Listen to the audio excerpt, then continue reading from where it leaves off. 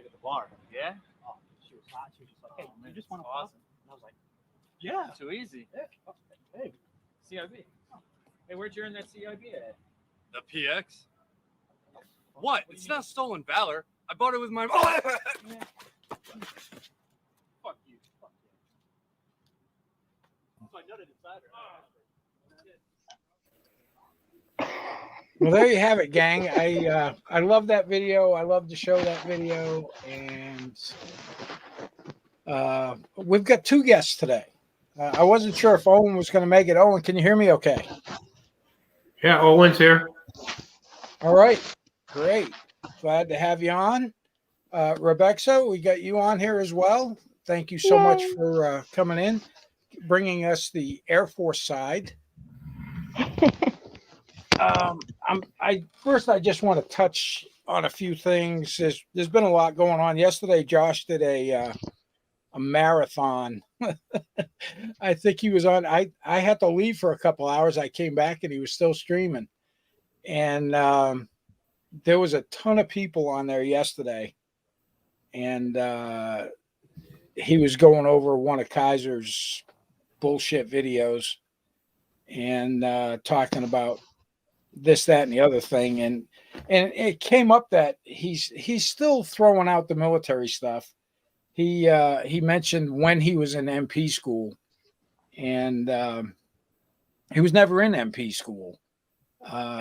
You have to kind of finish basic training before you go to any advanced individual training, and something he never did. But that falls right in line with his 10 years of service, 13 years of service, enough time to have earned 2 Purple Hearts and 3 tours. 3 tours of what? I don't know. Maybe it was a museum, or I don't know. And all the other bullshit that he threw out there, the leg injury with the fractures that he ended up supposedly having shin splints. And a lot of the medical stuff's all third party that other people have gotten from family members or what they know about it, because of course medical records are not releasable under the HIPAA laws. So, that kind of stuff we'll never know for sure. The bee sting, the broken leg, the shin splints. And of course, he's never going to come clean with any of it, so it doesn't really matter. But Rebecca, thanks for coming on. We see you all the time in the chats, and you're an Air Force vet. So I'm gonna start with you, and then Owen, brother, we'll come down to you. We'll talk a little bit about Rebecca's military career, then we'll go down to you, talk a little bit about that, and we'll see how it goes. So Rebecca, if you want to introduce yourself and say a little bit about your Air Force time. Well, I'm Rebecca. As y'all know, I was the Air Force. I was AMO, 2WO. Let's see, I was in almost 12 years. Let's see, it's been at Pope Air Force Base, it's going to be Bragg. I'm never going to call it Fort Liberty. It's always going to be Bragg for me. And then I was also at Moody Air Force Base. It's something about A-10s. I was just always with A-10s, got to get the Berts in. And let's see, I was deployed twice, been TDY back and forth, oh God, all the time. Green flags, red flags. Let's see, been to Beale for some upgrade training. I got to go back to Shepherd Air Force Base for some upgrade training as well. And let's see, so been to the UAE, been to Afghanistan, Kandahar to be exact. So let's see. So the little bit of time I spent on Air Force bases, I went to Lackland Air Force Base for traffic accident investigation school, and loved being at Lackland because it was the food was way better than the Army food, and the accommodations were amazing. in comparison to what I had at Fort Campbell at the time. I was very impressed with that. And then let's see, Lackland. I spent a couple of weeks at Travis Air Force Base on my way to Korea because my flight got messed up. And I stayed with a buddy of mine who was in the Air Force who was stationed there. And I mean, he had like his own apartment kind of thing. It was insanity. And of course, over in Iraq, anytime you got to go to Balad or something like that, you go in the mess hall and they're eating on real dishes with real silverware. And I was like, wow, this is insanity. But It is. yeah, Our DPACs are quite nice. very nice. And we spent some time. I was at Bragg, and I was also in Georgia. Moody Air Force Base is in Georgia. I wasn't at Moody. I was at Fort Stewart and Hunter. But I mean, we're in the same states at different times. But I spent a lot of time sitting on Green Ramp at Pope Air Force Base, and that's where all the airborne guys go to get on the planes to go jump. Yeah, it's nice. I was in Kandahar, and we had some. So the bomb dump there was actually Army controlled, but where our actual, I guess, ops area was, we actually had Marines there as well. So it was cool. We got to interact with a bunch of Army guys, Marine guys. It was a NATO base as well, so we got to interact with British forces as well. Those guys are crazy. I love them to death. They were so they're freaking nuts, man. They are really cool. So it was really neat interacting with people who were in the same, I guess, career field as us, but in different forces. It was really cool. And it was really funny. Somebody was talking about this several weeks ago. The first thing the Marines did after they had all their stuff set up was add on a workout area. It was quite funny. It was the first thing they did once they got everything set up, like their ops area, was to actually build a specific area for them to work out, like a whole, like they had weights and everything. It was crazy. And I was like, yeah, typically the Marines, they're going to build a workout area for themselves. It was quite funny. And then in the UAE, I had to see, was actually the really coolest deployment I've ever been on. And I don't really call it a deployment because it was TCN duty. So we got to go off base. I got to go around Abu Dhabi. I got to go to Dubai. But that place was pretty cool. We had a chilled pool on the base. The chiller actually broke for a long time while we were there, so it was like bath water.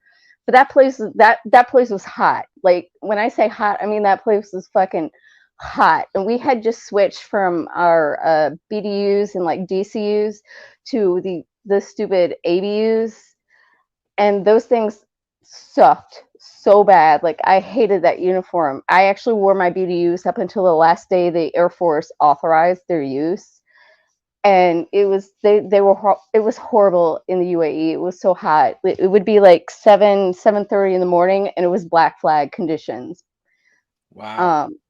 Yeah, it was really, really hot. And then when I went to Kandahar afterwards, people would be like, "Oh, it's so hot here," and I was like, "No, this is not hot by any means. This is like just a warm day." I could always tell when I was in the UAE. I could always tell when new people came in because they would just have like sweat just literally pouring off of them, and we would be out at the smoke pit or something, and in our like actual like sweatpants and stuff like that because it would be cool to us, and it was only like 90 degrees. Yeah. So yeah, it's funny how you get used to it. You acclimate very quickly. Yeah, because I remember when we first got into Iraq, 06, 07 time frame, I didn't remember it being that hot, and it was. And I'd get up 8:30, 9 o'clock in the morning. It's 120 degrees in the summer, but then we had snowflakes on New Year's Eve. Yeah. So it does get cold. That was kind of an anomaly for them to have snow. But I was way up north in Iraq. We were up in Mosul, south of the Turkish border and that kind of stuff. Okay. Yeah. It was weird because it just depended on the time of year that you were in Kandahar. Because if you went later in the year, you would have like the flooding from snow melts and stuff like that. And if you went earlier in the year, you would just get the heat and stuff like that. It was crazy. And I was like, what? Snow in a desert? And then I would think of all the times that I went to Vegas for, all our ops out there. And I was like, oh, well, yeah, it makes sense. Yeah, you mentioned red flag and green flag. Maybe you could touch on that a little bit, because I know most people don't know what those are. I know they're training exercises or something like that in the Air Force. And the only reason I know about it is I've got a friend that's in the Civil Air Patrol, and he said he's participated in some of those events. Yeah, so we have our training, their training exercises basically, and what it is we all have to be combat ready at all times, including our pilots. And in Vegas, they have these sites where the pilots can actually drop live munitions at, and there's only specific bases where these pilots can do them at. Vegas is one of them. Well, Nellis Air Force Base is one of them, and so we get trained up on them, and that's where they can do them at. And it's at all airframe. You can see all airframes there, not just the ones at your base. And that's what these exercises are. They're specific. They have specific like flight schedule. God, I can't think of the word right now. Flight schedules and everything like that. And you have to be able to meet all these, and pilots have to be able to basically be signed off on all these things in order for them to be combat ready. And that's what these exercises are for. And it's kind of surreal because you're always used to training munitions and all this stuff, and it doesn't hit you until you're actually like sometimes on the flight line. You're like, holy shit, I'm actually like 1.1D, and I'm doing all this, like oh my god, these are green and yellow bombs, like these are live, like oh my god, sometimes especially if you've never deployed before and it hits you, it's very surreal. And you're doing all these MUNs and everything like that, and it's time. Like sometimes there's time, like they'll push for the times, and it's very time restrictive, and you can only go as fast as the thing is you go as fast as safe. But sometimes they push you. They want to see how quickly we can get this stuff done, and so that the old saying, the bullshit stops when the live ammo comes out. That's a very true saying. So not to ignore Owen. Owen, how you been, my friend? Hey, I'm doing all right. Been recovering from spine surgery last month, but doing the PT stuff right now. Well, that's good. Well, I hope the surgery was a success. Yes, it was. So if you would, sir, just introduce yourself and a little bit about your military career. Okay. Well, I've been on at least one or two of your streams before. Some folks may have heard this, but I started out 1977 in the Marines, and went to school for fighters and attack aircraft, and finished that school up and reported in for, hopefully, I thought I was going to go on a carrier, and they changed me and said, you're going helicopter engine school, and went to turbine engine school for Hueys, and then ended up in not too far from you in South Weymouth, Massachusetts, in a Huey squadron, and ended up becoming a crew chief and flying 4 or 5 days a week. And I got interested in flying, and so I did the unthinkable and put in to go into the Army to flight school, where you and I were on the ground at the same time, although we didn't know each other. And got Yeah, through. that was kind of funny the way we figured that out. It Yeah.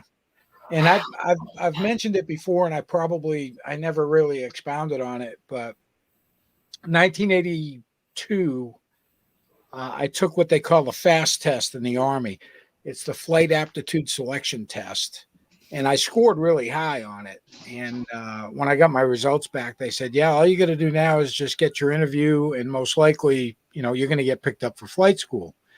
Well, I got injured doing PT and fractured my wrist and my thumb. I had to have surgery on it, but myself and Owen were at Fort Rucker in the flight program at the same time, and you were brown flight, if I remember. Red flight. Red flight. So you were one class ahead of us. I think you were ahead of me. Because Okay, because I was 8223 orange flight. yeah, I was 8235 red flight.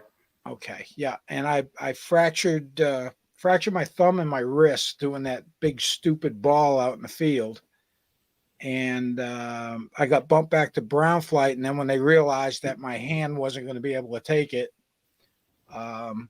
they gave me the opportunity to come back, but I could never pass the class 1 flight physical again. So that kind of sucked. But go ahead, Owen, because you've got a lengthy career as an Army aviator. Okay, well, yeah, I got through flight school. First assignment was in Chuncheon, Korea, with the 128 Tomahawks Assault Helicopter Company, and that was a fast-paced year.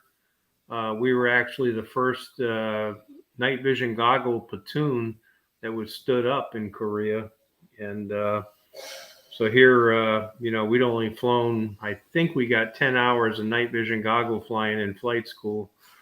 And the next thing I know, I'm a pilot in command, a W01 with about 200 hours total time. And we're flying formations of 8 to 10 aircraft on every night we could.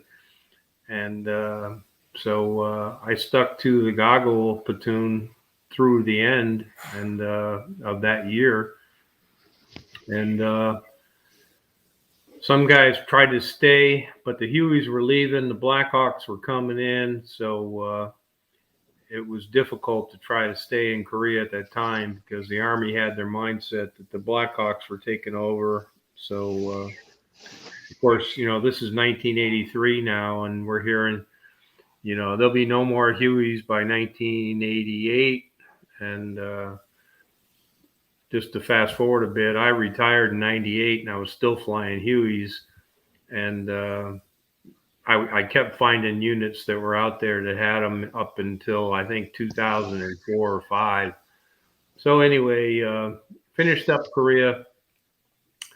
Didn't know what I was getting into. I should have tried to get out of it. Was next assignment, Fort Benning, Georgia, in a medevac unit, which some folks would find it interesting, but you take a guy that was flying 5-6 days a week to go to a unit that you may not even make minimums unless you really try to fly maybe 1 or 2 times a month, and especially sitting in the ranger camps.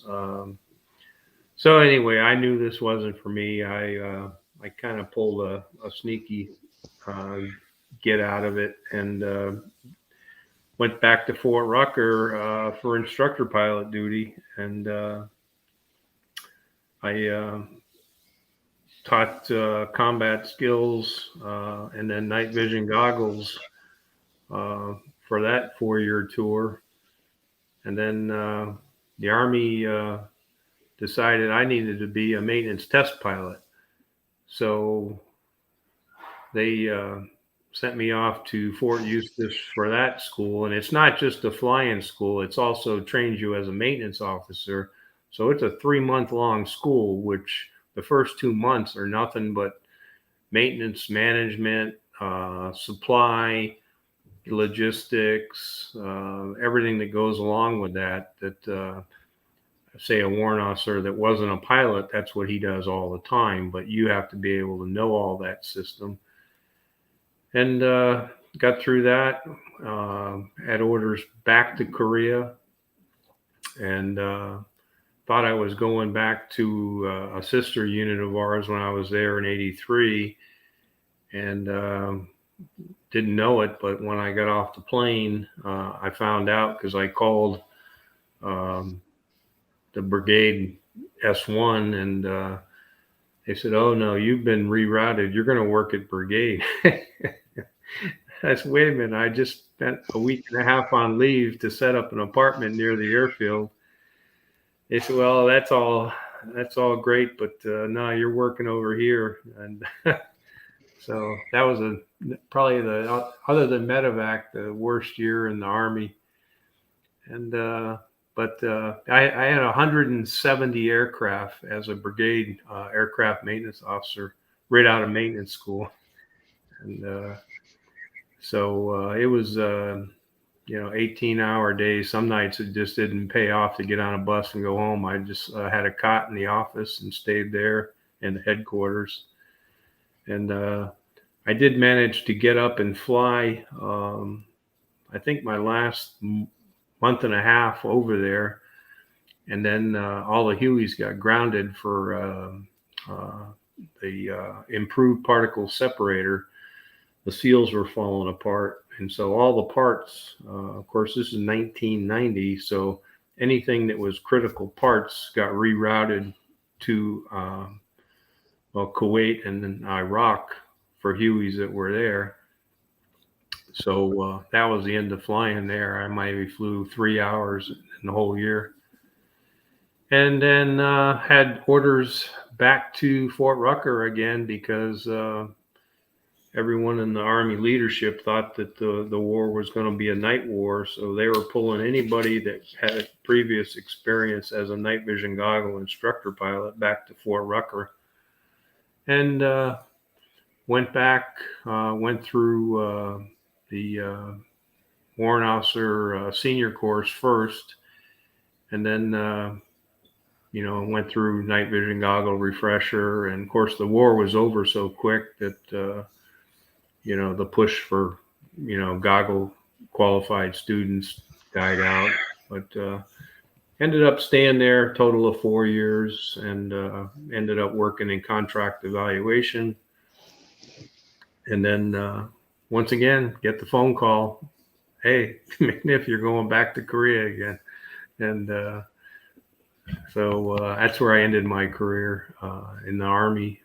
Was back in Korea. I went back for 2 years and stayed almost 4, and then a couple different assignments. And of course, by then in '98, they were starting to downsize the Hueys, and retired out of an MI unit of all places, and had 3 Hueys, and retired, and then went and started my contractor career, which is a whole nother episode. Yeah, I hear you, brother. Yeah, you get into that career rotation for sure. Yeah, after I all said and done, after I finished up a contract with INSCOM there, I had just shy of 14 years total in Korea. Wow, that's crazy. So, Rebecca, during your deployments, so you were armament on A-10s? No, I was ammo. Or ammo on A-10s? I was not armament. What? So the breakdown of my career field is you have 2 WOs, which is ammo, 2 W1s, which is armament, and 2 W2s, which is the nukes. So, and that's it. That's all for my. So if anyone who says like they're armament or weapons, that's loaders. They literally just take what we deliver to them and they load it up, and then they're responsible for like the maintenance and stuff of the armament systems on whatever shred out they have. Okay. So if they're like A-10s or 22s or whatever, they have shred outs. So you didn't go out there and actually load the aircraft with ammo.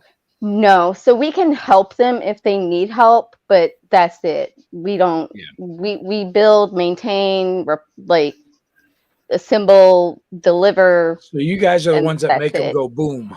Yeah. And Yeah, then that's the gotta loaders take that's them gotta and be put them up on the plane. And that's got to be pretty crazy going from, working with a lot of training ammunition, training bombs and that kind of stuff to actually activating a live bomb or a rocket or whatever. That's got to be kind yeah, of nuts. it is.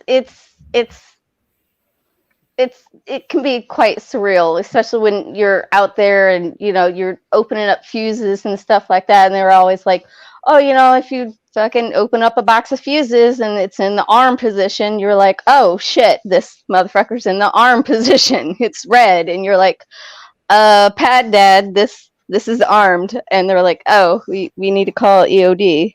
And yeah, that's happened.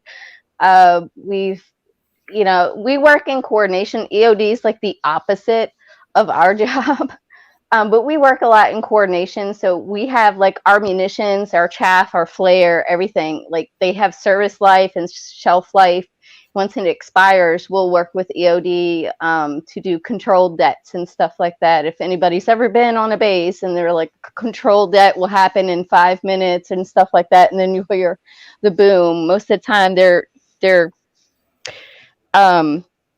getting rid of old stuff that we have that is no longer usable, because we have like shelf life and condition codes and stuff like that. And once they go bad, we can't use it anymore, and so it has to get rid of.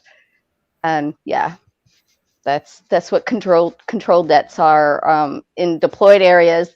If you find UXOs and stuff like that, yeah, they have to be gotten rid of, and that's what EOD does.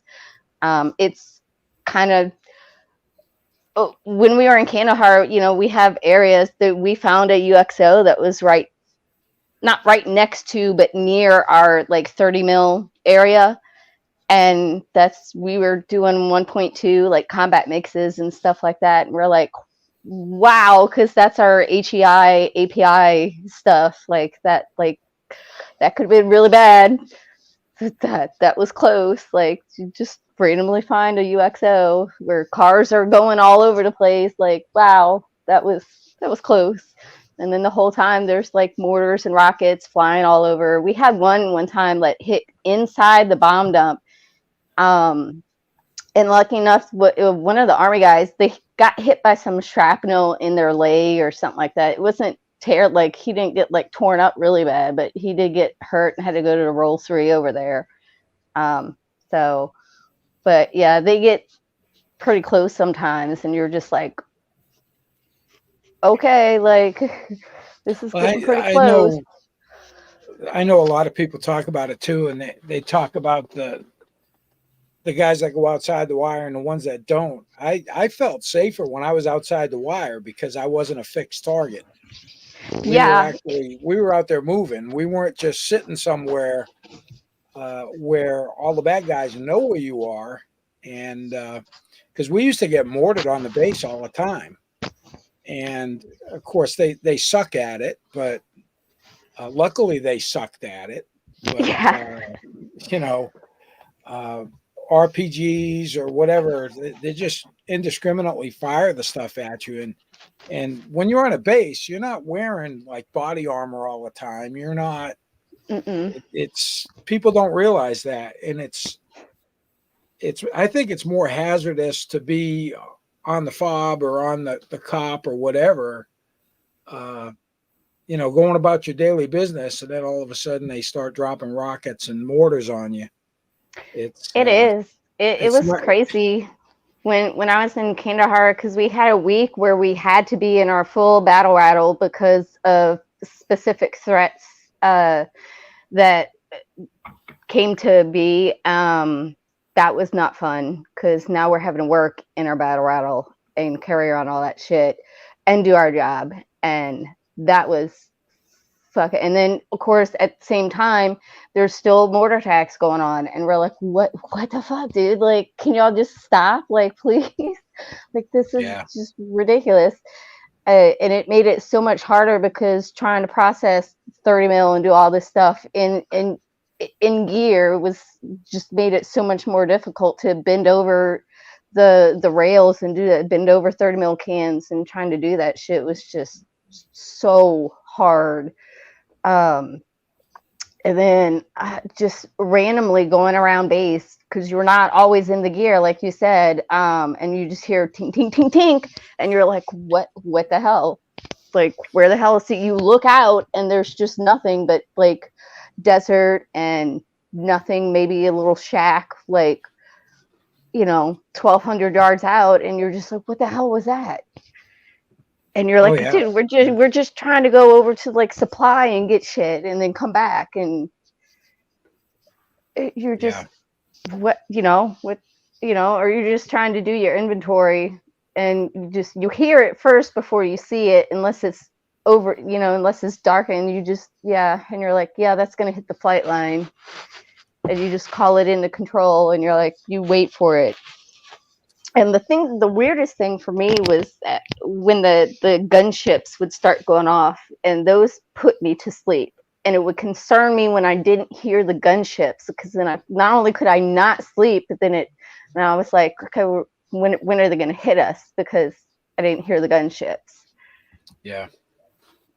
Yeah, they were, and I'm sure it was the same in Afghanistan. They were scared shitless of aircraft.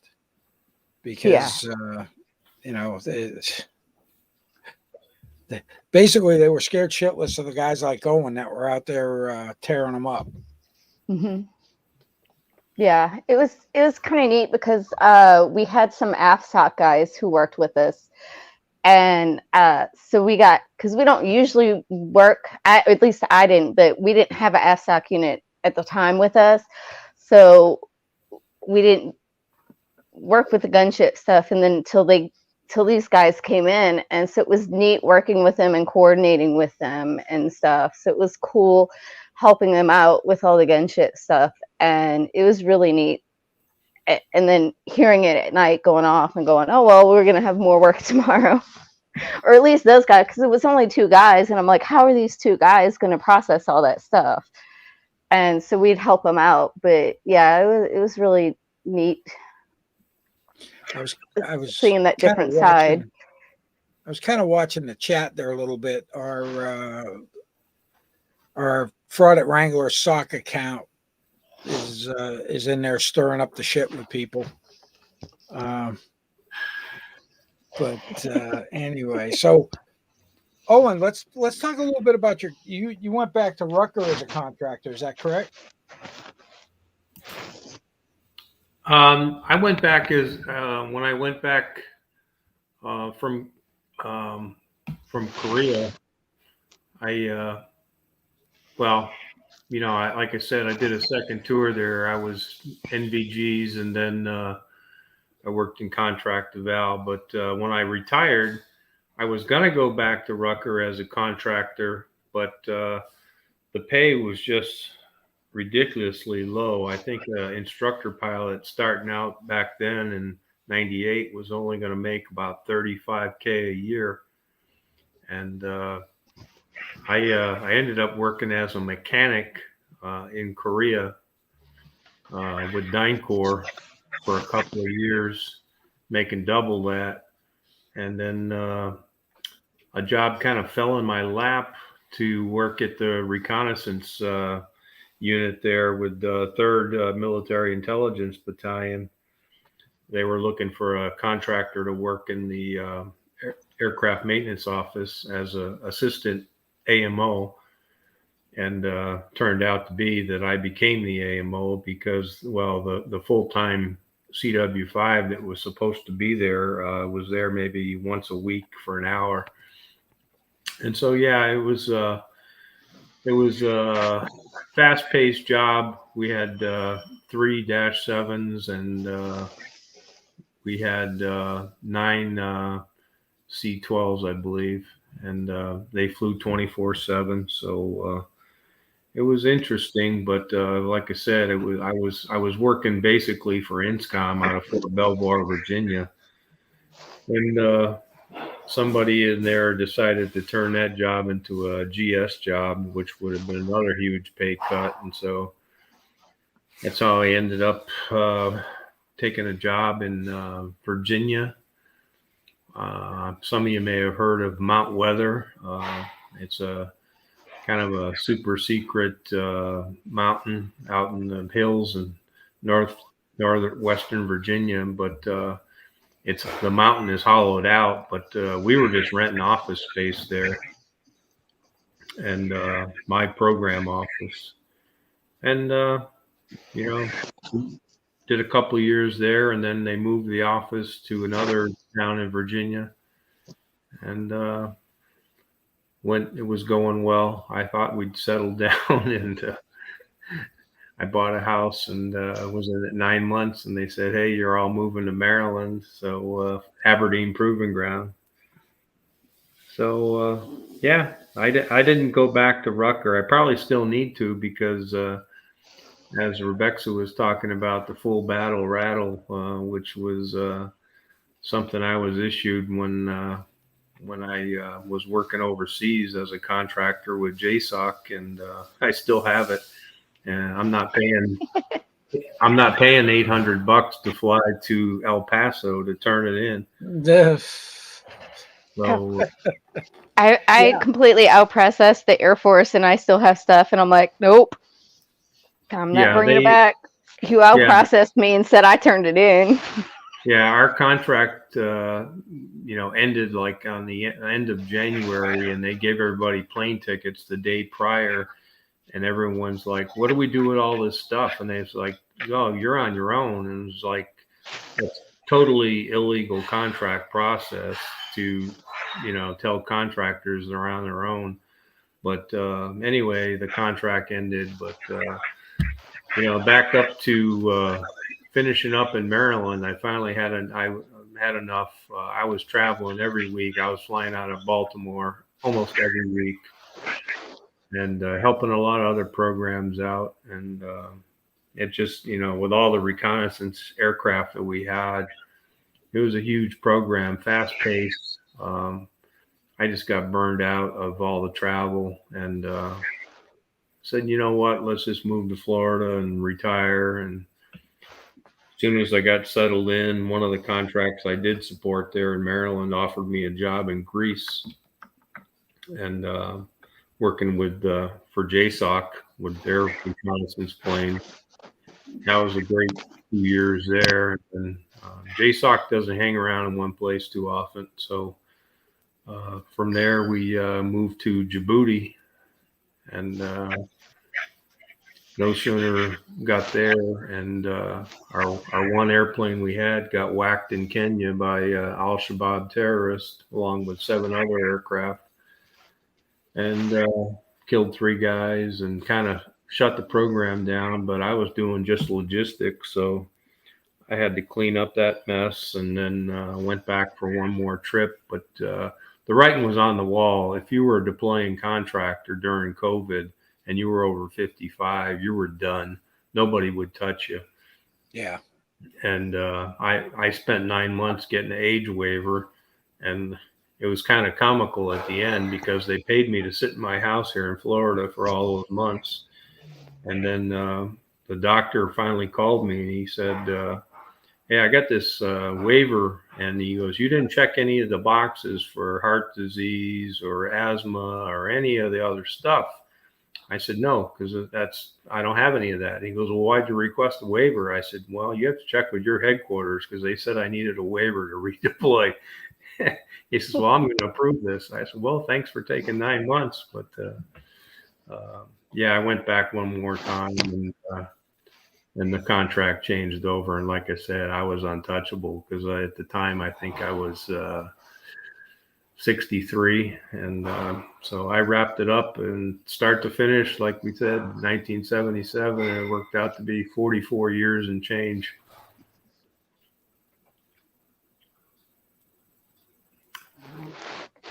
That's awesome, though. Yeah.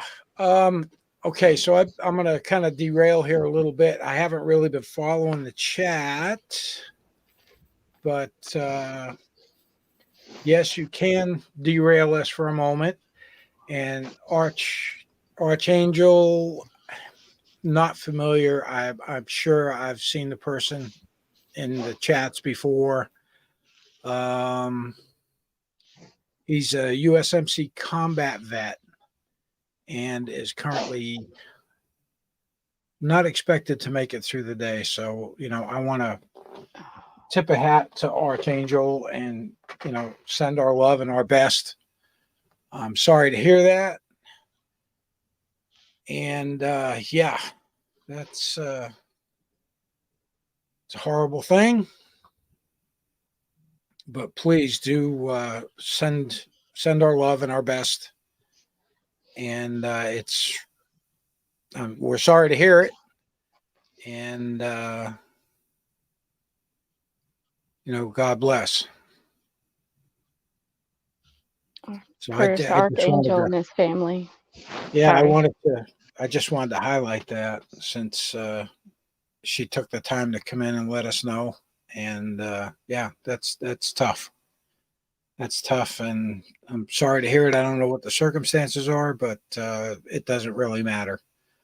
One thing I kind of, I don't know. I don't know if I changed my belief system or whatever, but from my deployments, my combat deployments, I kind of came to the realization that everybody has an expiration date and they just don't know what it is.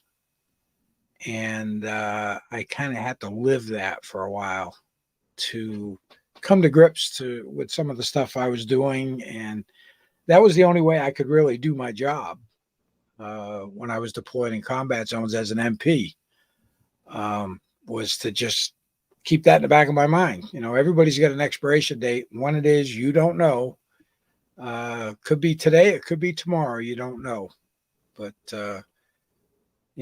our very best and thoughts and prayers to Archangel and his family.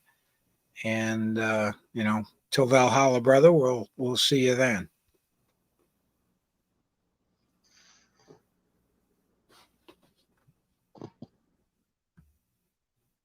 Boy, that took the wind out of everybody's sails, didn't it? Hey, I'm going to open up the chat now. If anybody's got any questions for Rebecca or for Owen, by all means, please throw the questions up. If you have any questions for me about anything to do with our military careers or the military in general.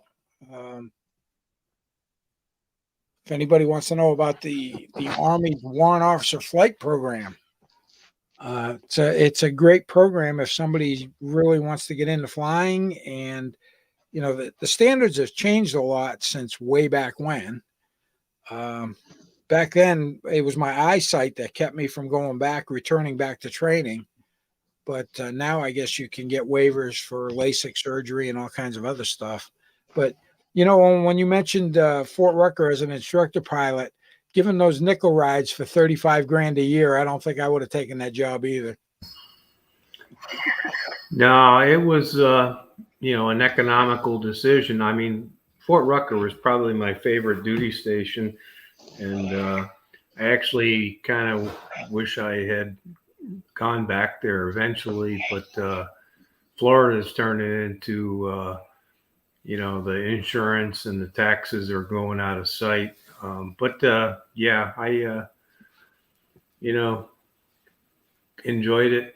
Like I said, unless the weather was bad, you got to fly every day, 5 days a week, sometimes 6. And if you like to fly, I highly recommend Fort Rucker, and I highly recommend what you said, the Warrant Officer program. I'm not up on the latest rules and regs as far as age and requirements and education. Back then, if you had a high school degree, we had a couple folks in my class that were, I think, 40 and 41 at the time, but I think it's down into I want to say it's early 30s now. Yeah, there was a guy. There was a guy that started in my class, and he was an older guy. He was an E7, and we were about halfway through Walk D, and he got promoted to E8 and resigned. And I saw him again at Fort Bragg when I got there, and he was actually with Delta because he was an old 82nd airborne guy. He got promoted. He went back to Bragg. He was a stud. The dude, to look at him, you wouldn't think that much, but man, he was like a PT fanatic. He was just one of those unassuming guys. But when I went back to Bragg, I saw him one day. We were doing I was crewing a Huey one day for the parachute club. And lo and behold, he's in the aircraft with me. I was like, holy shit. So we got together after that. But I haven't talked to Gary in a long time.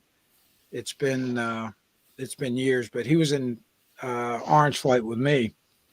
And I'll never forget the day. He got promotion orders to E8 and he resigned the same day. He said, I don't need this bullshit. And away he went. Which I kind of don't blame him. So questions, any questions? Come on, guys. Question Ooh, for I Rebecca. see one. Did you ever actually see someone, what is this? Get hit by the live ammo. So 2 instances, I'll tell you. One of them, the person did not get hit by the live ammo, but it was an incident. So we have our 30 mil cans. They're pinned together by metal pins, and we use hammers to pin them together and unpin them when we're doing our processing for them. Some person thought it would be a good idea to just start banging the side of the can with the hammer. They were an idiot for doing this because they banged the side of the can that had the primer on the can. They initiated contact with the can with the hammer, hit the pin of the 30 mil can, and it exploded. Luckily, no one was injured, probably beside the dude's pants. We had to have a whole freaking incident report about it. It was a big fiasco. We actually put the round that was exploded in a plastic case so that people could be reminded. It sat in our flight chief's office for the longest time, so that people could be like, don't do dumb shit. And yeah, I think that person got they didn't get they got paperwork for it. I don't remember what paperwork they got, but yeah, it was a big deal. So anytime we saw people hitting the side of the can with a hammer, we'd be like, don't fucking do that. You're an idiot. Please don't do that. We'd have to explain this to people. You don't do this. You don't know what side of the can you're actually hitting unless you're looking at the side of the can and you can see the faceplate on the can. This can happen. Why would you even hit the side of the can? I don't. He's like, I don't know. I was just dumb, not thinking, and just started hitting the side of the can. And because sometimes you're waiting for people to move cans around and reposition and stuff like that when we're processing 30 mil, and you can get slightly bored sometimes and do dumb shit, but you don't do that kind of dumb shit. And then when we're deployed, sometimes we get to see the actual combat footage from the pilots when they're going out doing their missions. And a lot of the times, the pilots, once it gets goes through intel and everything, and they actually not declassify it, some of it stays classified, but once it gets released in a way, sometimes the pilots will be like, hey, let ammo see this first, because it's their job. We want these guys to see it first as a way, because sometimes in a way people say ammo is a thankless job. People don't really get a lot of recognition for it. So they'll be like, hey, let these guys see this first before we release it to some of the other places around base. So we've got to see a lot of combat footage and stuff like that. It's neat in a way. It's kind of also like you're like, meh, like wow, like you can see body parts sometimes. Other times it's just like you just see a person and then you don't see the person, and you're like, wow, that's cool. It's kind of morbid in a way, but at the same time, you're like, hey, that's our job. We did our job, because you don't ever want to get a dud. Like you want to make sure that like we do our job. It's done correctly when the pilots hit the button, everything works out, because that's pretty much the A-10s or the close air support. When they get called, there's a reason for it. You don't want people to not be able to rely on them. So, and like Master Sergeant said, sometimes you have to deal with the fact that the end result of my job was death and destruction. And you got to kind of grist with that in a way. But Oh yeah, you definitely do. And a lot of people struggle with that. But I mean, that's what you train for, and then eventually that's what you ended up doing. Some of the aircraft footage I've got it wasn't from a gunship or anything like that. It was actually and I don't know, Owen, you may have had a couple of these planes or worked with a couple of them. There was one, it was a push pull. I forget what model it was, and they had a big camera system in it, and it was called AirScan in Mosul, and they flew out of the Mosul airport. A lot of times they weren't there, but they would give us cover flights, and they would videotape everything and give us a heads up if there was anybody moving in our general vicinity. But it was a Cessna push-pull kind of airplane. Do you have anything like that where you were doing your contract work? Not that airframe. I think I've seen what you're talking about. I think they were O2s, but the Intel side, basically, when the money started flowing, they were bolting all these camera sensor systems on anything they could get their hands on. And they still are, not as much, but, when we say, a camera, the average person will think, oh, a video camera, high tech, maybe a couple $1,000. Yeah. It's insanity now, because just to let you know, the aircraft that got destroyed in Kenya had two 25-inch cameras on it. They went for $2.4 million a piece, and then the one in the tail section was about it was a little over, I think it was 1.1 million value. But the one in the tail, actually, all it took was a round from one of the terrorists, and I was able to ship it back to Canada and get it repaired for, I think, a couple $100K and put it back in service. But the cost of these things, and then when you start doing live video downlinks, the costs for the communications, you're paying all these satellite bills every month. Nothing's free. And it's big bucks. Oh, I can imagine. I know, because I worked on the 58 Deltas. As a matter of fact, when I was in Germany, that was during when I stayed in aviation before I went back to the MPs. We fielded the OH-58 Deltas in 87, 88 timeframe in Germany. And I was the first TI in country. And just the base platform with no cameras, no thermal imaging, no nothing on it.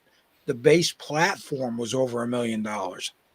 And that was the mass mounted sight that was up above the rotor system. I'm sure people have seen it. And that aircraft's been retired now. I think one of the most heartbreaking things is seeing a C-141 on display. Because I used to jump out of those all the time when I was at Bragg, and then seeing them at some of the Air Force bases on display, while I was still in uniform. I was like, holy shit, do I feel old now? Yep. Hmm. But that's what happens when you spend that many years in the military. You're in longer than some of the equipment you rode in or used. Yeah, they replaced the Huey at Fort Rucker around 1994. They started fielding the TH-67, which was a kind of converted civilian version of an OH-58. And they've retired that thing now already, and they've gone to the Lakota as a trainer down there. In the chat, let's see some of the stuff in the chat. Hiram, yeah, I think 19. What'd you say? 19 something. 19 and change for a 3.1 mile. 1926. 3.1 mile run in boots. I'd say that's not bad.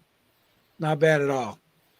I think my best time ever was like a 12:20 on a 2 mile run, but that was in tennies. That wasn't in boots. Let's see. Anything else? Any other questions? Yes, people do dumbs, Jerry. They do. They do. We had And a airman. We used to have those weekend safety briefs. Now, when you go out this week, don't do this, don't do that, don't do this, don't do that on the long weekends. And you're thinking to yourself, well, that's kind of fucking stupid to be telling us not to do that. And the reason they're telling you not to do that is because somebody actually did that at one point. Mm-hmm. So no matter how crazy you may think it sounds, there's a reason for it. Somebody has gone out and done it. Mm-hmm. We had so many. So every time we went to Nellis, we had to have safety briefings because somebody would spend their entire paycheck gambling, spend their entire paycheck at the strip club. It was ridiculous. And I'm like, why are you going to spend your entire paycheck at a strip club? And you ain't going to get none from these people. Like, why? Yes, and Hiram, it was kind of like that movie Bat 21, the push pull.